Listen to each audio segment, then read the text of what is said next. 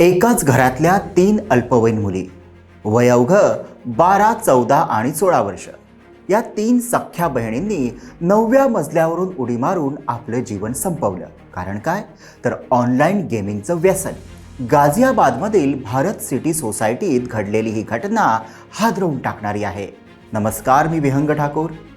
गाझियाबादमधील तिला मोड येथील भारत सिटी सोसायटीमध्ये रात्री 2 वाजताच्या सुमारास 3 जण पडल्याचा आवाज ऐकून लोकांनी घटनास्थळी धाव घेतली.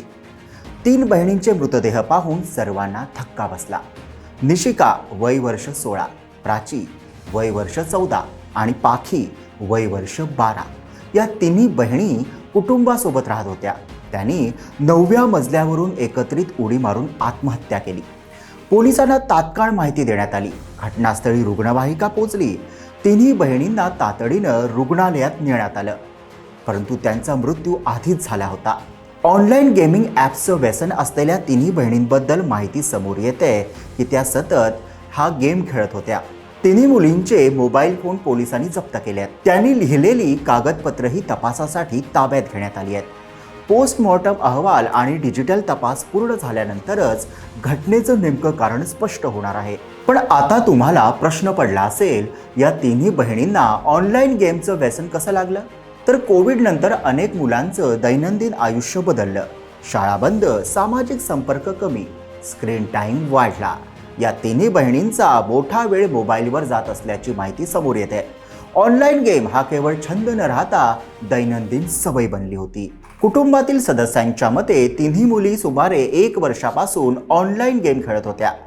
गेमच्या शेवटच्या टप्प्यात त्यांच्या कुटुंबातील सदस्यांना शेवटच्या वेळी भेटणं आणि सर्वांचे फोटो काढणं समाविष्ट होतं. त्यानंतर सर्वांना एका खोलीत बंद करायचं होतं. त्यानंतर कोरियन ऑनलाईन गेममध्ये आत्महत्या करण्याचा टास्क होता असा दावाही करण्यात येतोय.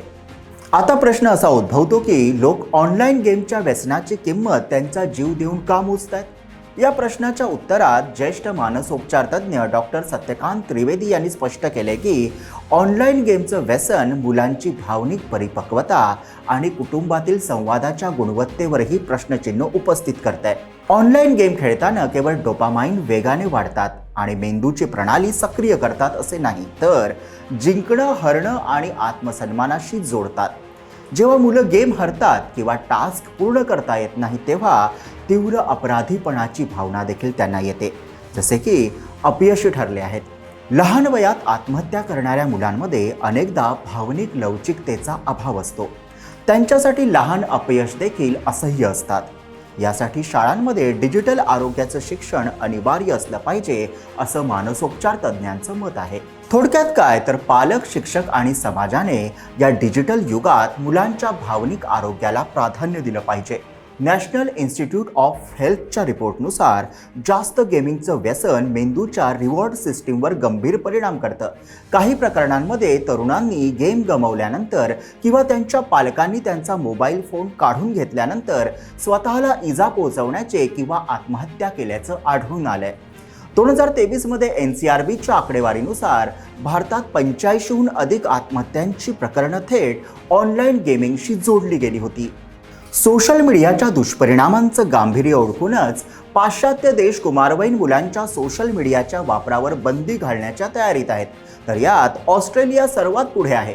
16 वर्षांखालील मुलांना इंस्टाग्राम, फेसबुक, टिकटॉक आणि यूट्यूब सारख्या लोकप्रिय सोशल मीडिया प्लॅटफॉर्मचा वापर करण्यास बंदी घालणारा ऑस्ट्रेलिया हा पहिला देश ठरला. ऑस्ट्रेलियानंतर आता फ्रान्सनेही मुलांसाठी सोशल मीडियावर बंदी घालण्याची पूर्ण तयारी केली आहे.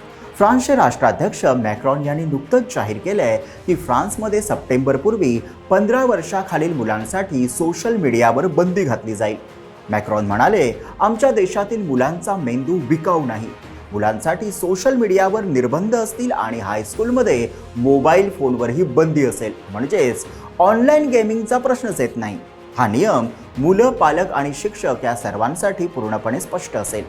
फ्रान्सचा हा निर्णय अशा वेळी आलाय जेव्हा पाश्चिमात्य देशांमध्ये मुलांना सोशल मीडियापासून वाचवण्यासाठी कडक कायदे करण्याचे प्रयत्न वेगाने सुरू आहेत. पण पालकांनो लक्षात घ्या, फक्त बंदी घालणं उपाय नाही. मुलांना ओरडणं परिणामकारकता ठरत नाही. गरज आहे मुलांशी नियमित बोलण्याची, त्यांच्या ऑनलाईन सवयी जाणून घेण्याची, वेळेच्या मर्यादा ठरवण्याची आणि समस्या समजून घेण्याची. नियंत्रण हवं, पण संवादाशिवाय नियंत्रण टिकत नाही. शाळांमध्ये भावनिक सक्षमीकरणावर भर हवा. ताण कसा हाताळायचा, अपयश कसं स्वीकारायचं, डिजिटल वापराचं संतुलन कसं राखायचं, ही शिकवण गरजेची आहे. समाज म्हणून आपणही विचार केला पाहिजे. मुलांना फक्त गुणांवर मोजायचं की मानसिक आरोग्यावरही लक्ष द्यायचं, हे आपण लक्षात घ्यायला हवं. ऑनलाईन गेमिंग हा शत्रू नाही, अतिवापर हा धोका आहे. मुलांशी बोला, वेळ द्या, ऐका, ताण ओळखा. कोणताही खेळ, कोणताही वाद जीवनापेक्षा मोठा नाही. तर किशोरवयीन मुलांच्या सोशल मीडिया वापर आणि मोबाईल वापरण्यावरही भारतात बंदी घालायला हवी का? तुम्हाला काय वाटतं? कमेंटमध्ये लिहा आणि व्हिडिओला लाईक करा, शेअर करा आणि आमच्या YouTube चॅनलला सबस्क्राईब करा.